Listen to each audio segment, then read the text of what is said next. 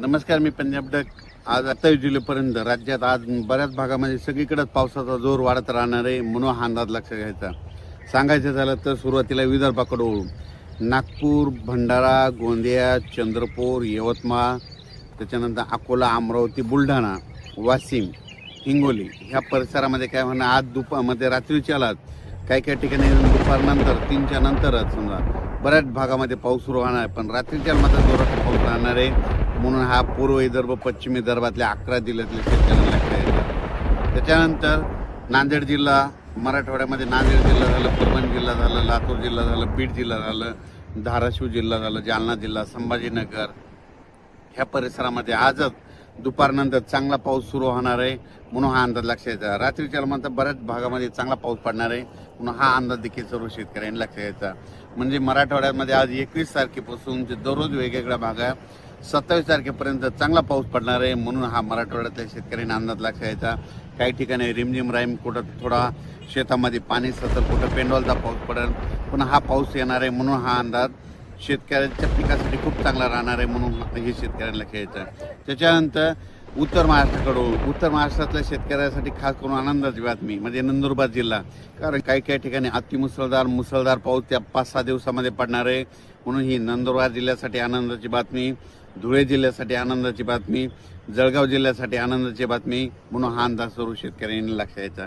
त्याच्यानंतर राज्यात आज म्हणजे बऱ्याच ठिकाणी चांगला पाऊस पडणार आहे, म्हणून हा अंदाज लक्षात यायचा. खास करून मुंबई, पुणे, नाशिक, त्र्यंबकेश्वर तिकडे देखील काय होणार आहे, आज 21 पासून ते 27 तारखेच्या दरम्यान 27 जुलैपर्यंत चांगला जोराचा पाऊस पडणार आहे. नाशिककडे परत एकदा गोदावरी नदीला पाणी येऊ शकतं, म्हणून हे अंदाज लक्षात येतं. कारण की नाशिककडे, त्र्यंबकेश्वरकडे काय होणार आहे, 21 ते 27च्या दरम्यान नाशिक जिल्ह्यामध्ये तिकडं म्हणजे गुजरातच्या बॉर्डरकडं म्हणजे वरती पाऊस पडणार आहे, पश्चिमेला म्हणजे नाशिकच्या पश्चिमेकडं म्हणजे त्या भागामध्ये पडणार आहे. त्याच्यामुळं परत नाशिककडे चांगला पाऊस सुरू होणार आहे, म्हणून हा नाशिककरांनी देखील अंदाज लक्षात यायचा. म्हणजे कसं म्हणजे नाशिक जिल्ह्यात ते कळवण तालुका, त्याच्यानंतर सटाणा तालुका, त्याच्यानंतर नामपूर सगळ्या भागामध्ये काय होणार आहे, आता या 21 ते 27च्या दरम्यान चांगल्या दररोज वेगवेगळ्या भागात पाऊस पडणार आहे. एका दिवशी सगळीकडे नाही पडणार, दररोज वेगवेगळा भाग धरणार आहे, पण सगळीकडे पाऊस पडणार आहे, म्हणून नाशिक जिल्ह्याच्या शेतकऱ्यांना अंदाज लक्षात यायचा. त्याच्यानंतर इकडं खाली सांगायचं झालं तर संगमनेर, अकोला तिकडं देखील पाऊस चांगला राहणार आहे, म्हणून हा अंदाज लक्षात घ्यायचा. भीमाशंकर, महाबळेश्वर तिकडं देखील चांगला पाऊस पडणार आहे. त्याच्यानंतर पुण्याकडे देखील चांगला पाऊस सुरूच राहणार आहे, म्हणून पुणेकरांना देखील अंदाज लक्षात यायचा. पुण्याकडे जास्त जोराचा पाऊस राहणार आहे, म्हणून आणि पुण्याकडे मात्र रिमझिम ते सुरूच राहणार आहे, म्हणून पुणेकरांना अंदाज लक्षात यायचा. सातारा त्या परिसरात देखील पाऊस चांगला चालू राहणार आहे, म्हणून हा देखील त्यांनी अंदाज लक्षात घ्यायचा. अहिल्यानगरकडे देखील काय होणार आहे, या 21 ते 27च्या दरम्यान जे भाग सुटलेला त्या भागात देखील पाऊस पडणार आहे, म्हणून अहिल्यानगर जिल्ह्यातल्या शेतकऱ्यांनी अंदाज लक्षात घ्यायचा. बीड जिल्ह्यात देखील चांगला पाऊस राहणार आहे, म्हणून बीडकरांसाठी आनंदाची बातमी. आणि त्याच्यानंतर सोलापूर जिल्ह्यामध्ये या 21 ते 27च्या दरम्यान पाऊस असणार आहे, म्हणून सोलापूर जिल्ह्यातल्या शेतकऱ्यांनी अंदाज लक्षात घ्यायचा. लातूर जिल्ह्यातल्यांनी घ्यायचा. हा पाऊस फक्त काय होणार आहे, एके दिवशी सगळीकडे नाही पडणार, ह्या 7 दिवसामध्ये वेगवेगळा भाग कव्हर करणार मात्र सगळ्याला पडणार आहे.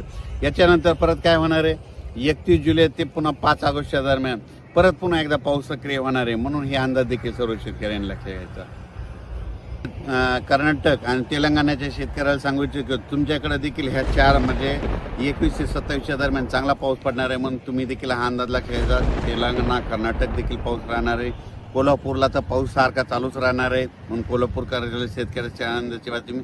पण एक मागच्या अंदाजात सांगितलं होतं, महाबळेश्वरकडे काय होणार आहे, जवळपास आता ह्या 4 दिवसामध्ये 27 तारखेपर्यंत खूप जोराचा पाऊस पडणार आहे. 27च्या नंतर महाबळेश्वरकडला पाऊस देखील कमी होणार आहे, म्हणून हे अंदाज लक्षात येतात. पण त्याच्या महाबळेश्वरकडे पाऊस पडल्याच्या नंतर जे कोयना धरण आहे, त्या कोयना धरणातलं पाणी मात्र ते कोयना धरण भरण्याच्या याच्यावर राहणार आहे, कारण की कोयना धरण भरू शकतं, ह्या पावसातच भरणार आहे, म्हणून हे अंदाज देखील लक्षात घ्यायचा.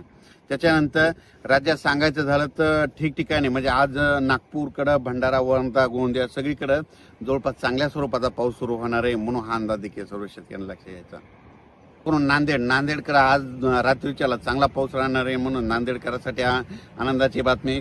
त्याच्यानंतर इकडं पूर्णा आणि पालम त्या पट्ट्यामध्ये काय झालं की बऱ्याच भागामध्ये काय झालं, पाऊस नव्हता, तर त्या पूर्ण पालम पट्ट्यामध्ये देखील पालम त्या पेनूर त्या पट्ट्यामध्ये आज देखील बऱ्याच भागामध्ये रात्रीच्यालाच पाऊस येणार आहे म्हणून त्यांच्यासाठी आनंदाची बातमी. सांगायचं झालं तर आता ह्या 21 ते 27च्या दरम्यान महाराष्ट्रातला आता कोणताच भाग शिल्लक राहणार नाही. फक्त नंदुरबार जिल्हा थोडा कमी होता, त्या नंदुरबार जिल्हा देखील कव्हर होऊन जाईल म्हणून हे देखील सर्व शेतकऱ्यांना अंदाज लक्षात यायचा आहे.